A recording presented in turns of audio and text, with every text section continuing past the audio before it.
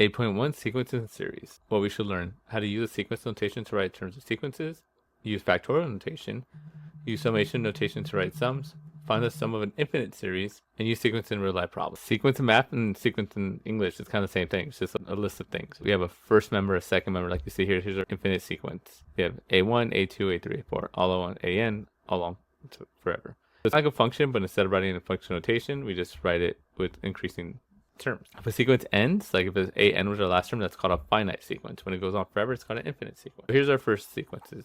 Write the first 4 terms of each sequence. So a sequence always starts with A1. The sequence always starts with n equals 1, 2, 3, and so on.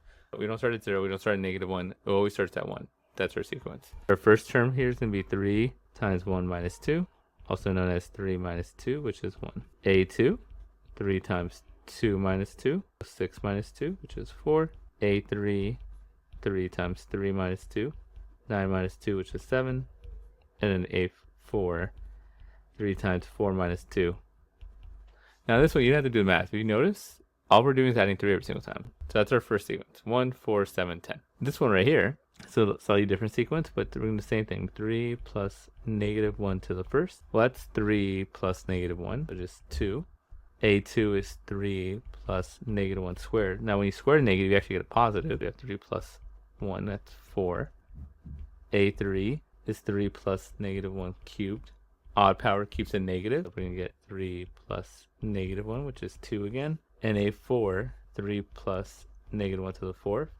Even power makes it positive again, but we get 4. The sequences keep on going 2, 4, 2, 4 until the end of time. So that's how you write the first few terms of sequence. You just plug in 1, 2, 3 until you're done. Plug in the first 5 terms. Okay. Write an expression for the parent 9th term, nth term of a sequence. We want the formula base. So sometimes these can be kind of tough because you're trying to figure out, how do I plug in 1 to get 1? How do I plug in 2 to get 3? And plug in 3 to get 5? That's the idea here. For A, we're going to plug in 1, we should get 1. Should plug in 2 and get 3. Plug in 3 and get 5. Plug in 4 and get 7. If we notice, we're adding 2 every single time. It's linear. It's changing by a constant number, 2. In that case, we could try to treat like a linear equation, mx plus b. Now our m is our slope, which is constantly changing every single time. In this case, 2. B is our y-intercept. Now, it's a little tricky. It's not 1 because 1 is at 1. If there was the 0, what would the 0 be? Is essentially what the y-intercept is. Where would we start off if we start at 0? You know, when we do a sequence, we start at 1. Well, if you're going plus 2 everywhere, minus 2 to go back, would be at -1. So that should be our b. Our formula should essentially be 2n minus 1. And we can check if that works. If I plug in 4, do I get 7? And yes, we do. If I plug in 1, I get 2 minus 1 is 1. So that is our formula. If we notice it's increasing by a constant amount, that's a linear function. We can treat it like a linear function. This one is not increasing by a constant amount. It goes from 2 to 5 is 3. Then 5 to 10 is plus 5. And then plus 7. That's a lot harder to come up with the formula for because it's not linear. So sometimes you just gotta think, okay, what do I do? What could I do to 1 to make 2? What could I do to 2 to make 5? What could I do to 3 to make 10? And 4 to make 17. Now, sometimes you want to, could I multiply by a number? If I multiply them all by 2, like 1 by 2 gets me 2. 2 by 2 gets me 4, which is just plus 1. That's not going to help. What if we square them? 1 squared is 1. I'm 1 away. You could add 1 to that. We could do this. How about that? 1 squared is 1, but I'm 1 away from 2, plus 1. 2 squared is 4, plus 1. 3 squared is 9, plus 1. 4 squared is 16 plus. So that's the formula for that one. There's no real trick to it. You just kind of got to look at it and try to figure out what's going on there. Just keep in mind, it always goes 1, 2, 3, 4. You have to plug in 1 to get the first one, plug in 2 to get the second, 3 and 1. Sometimes they give you a recursive function. Recursive function means it uses the answers before it. Like here, a1 equals 3, ak equals 2 times ak minus 1 plus 1. We want to write the first 5 terms. All this means is if you want the next term, you're going to use the term before it. A1 we know is 3. If I want A2, using the formula, you can plug in 2 here, in here. You're going to get A2 equals 2 times A2 minus 1 plus 1, which is the same thing as saying A2 equals 2 times A1 plus 1. So it's always going to be the one before. That's what this K minus 1 means, the previous term. So in this case, it's just A1 plus 3. But we know what A1 is, 3. Plus 1, sorry. So we get 3 plus 1 is 4. Now if I want A3, it's going to be the term before it, A2 plus 1. Well, this is 4. 4 plus 1 is 5. And then A4 would be A3 plus 1, and this is 5, 6. That's a recursive formula though. Now the Fibonacci sequence, this is like a famous special recursive formula you see all the time in nature. I actually use the 2 before it. See how it says AK minus 2, AK minus 1? So this is the term before it. This is 2 terms before it. So start with A0, and that's 1. A1 is 1 also. A2 would be the term before it, A1, plus the term before that, A0. Basically just adding the 2 terms before. This is 1 plus 1, which is 2. A3 would be the term before it, A2, plus the term before that, A1. We're just adding 2 plus 1 is 3. And that's how it keeps on going. The Fibonacci sequence, you're just going to add the 2 terms before. 3 plus 2 is 5. A5 would be 5 plus 3, which is 8. A6 would be 8 plus 5, which is 13. You can keep on going. That's a Fibonacci sequence. Factorial is just a notation, which means multiply all the numbers beneath that number. So if I give you 3 factorial, all that means is multiply everything beneath it. 3 times 2 times 1. We stop at 1, like all the natural numbers. So you get 6. By definition though, keep in mind 0 factorial is 1. It has to do with probability. How many ways can you rearrange 0 things? We say 1. There's only one way to rearrange 0 things. How factorials work? You just multiply everything beneath it. If you see 10 factorial, 10 times 9 times 8 times 7 6, you get really big really fast. That's all factorial. 4 factorial is 1 times 2 times 3 times 4, and so on. The first 5 terms of the sequence again by this guy. A1 would be 2 to the first 1 factorial. This is just 2. 1 factorial is just 1. You get 2. A2 is 2 squared times 2 factorial. So that's 4 on top, 2 times 1 on the bottom. 4 over 2, which happens to be 2 again. A3, 2 to the third times 3 factorial. So 2 to the third is 8. 3 factorial is 3 times 2 times 1. That's 6, 4 thirds. A4, that's 2 to the 4th over 4 factorial. 2 to the 4th is 16. 4 factorial, well, it's just going to be this answer here, 6 times 4. Because it's all factorial is. You're multiplying 3 times 2 times 1. I already know that's 6. So times that by 4. So 24. And we can reduce that by 8, and you get 2 thirds. I guess we do A5, last one. 2 to the 5th over 5 factorial. The 2 to the 5th is 32. 5 factorial is just 4 factorial times 5. So this is 24 times 5 is 120. And then you can reduce that. I'm going to leave it like that though. Simplified factorial. There's actually a shortcut to this. So you see here you have 8 factorial over 2 times 6 factorial. The shortcut to this is we could break up 8 factorial to this. 8 factorial is the same thing as saying 8 times 7 times 6 times 5 times 4 times 3 times 2 times 1. But all of this is just 6 factorial. The way you want to break it up is actually like this. You're going to break 8 factorial. You're going to say 8 times 7, and then you're going to stop at 6 factorial. Because that way we know that 6 factorial is going to cancel out with that 6. That's the way we simplify it. We go get the bigger number, break it down to the next bigger number, and then you stop.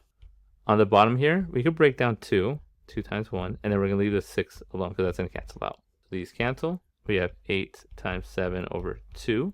I could reduce the 2 and the 8, and I get 4 times 7 is 28.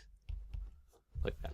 So just real quickly, let's do another one. Make sure we get it. If I gave you, I don't know, 7 factorial over 4 factorial, 3 factorial.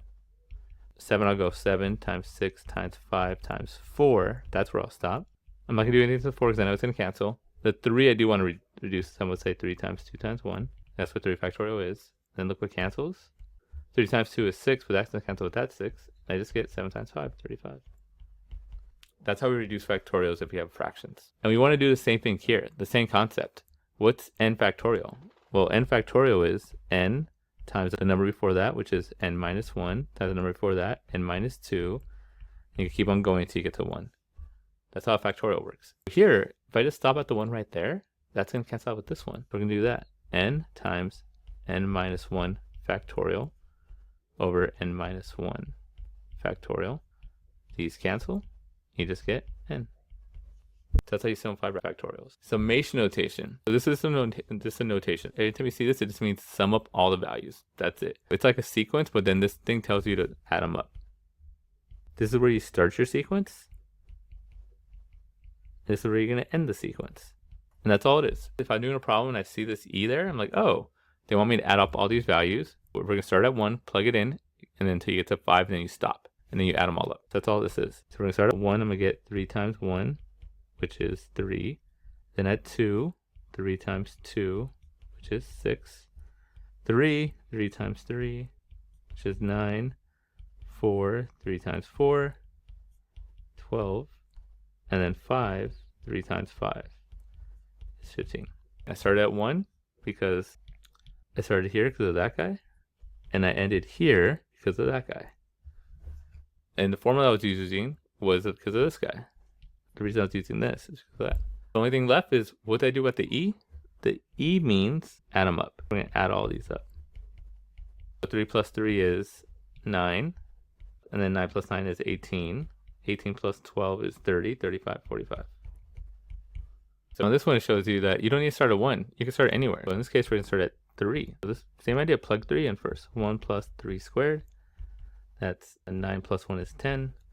4, 1 plus 4 squared. 16 plus 1 is 17. 5, 1 plus 5 squared is 26. And then 6, 1 plus 6 squared is 37. Since we're doing a summation, because I see that E, we're going to add all these up, and we get 90. That's the sum of all those. Here's some properties of sum. If you're just doing a constant, this is a constant times a number. You can always pull a constant out. If there's a formula constant, you can pull it out to the front. You can also separate two sums, and you can subtract some two sums. Okay, let's talk about what series means. So a series is like a sequence, but you add it up. Like in a sequence, you're going to have A1, A2, A3, yada yada. In a series, with the exact same values, we're just going to add them up. It's A1 plus A2 plus A3, and so on. So that's what a series is. So if we want to use our summation notation to show it, a finite series is one that ends. You just go 1 to n. Whatever that, we're starting our first term, we're going to go to our nth term. That's what a series will look like. An infinite series means it goes on forever. So we're going to use the infinity sign to show that it goes on forever. So let's look at this example here. Find the third partial sum and the sum. So the third partial sum of this means we're going to go up into 3. 1 is going to be 3 over 10 to the first. 3 over 10. 2 will be 3 over 10 squared, which is 3 over 100. Let's make this in decimals. That's 0.3. That's 0.03. 3 is going to be 3 over 10 cubed. So 3 over 1,000, which would be 0.003. If we add all these up, we're going to get 0.333. Now, what if I wanted the sum of all of that, like the whole thing, even though it goes to infinity? You can still find the sum when it goes to infinity. It's possible. If you look at here, all we're ever going to do is just get more and more 3's past it. So really, we're just going to get 0.3 with a line over it, which is the same thing as 1/3. So that's the sum of the whole thing. So you could find the sum of an infinity. If it just keeps on getting smaller and smaller, you actually could find the sum of it. So that's how infinite sum works. And that's the lesson.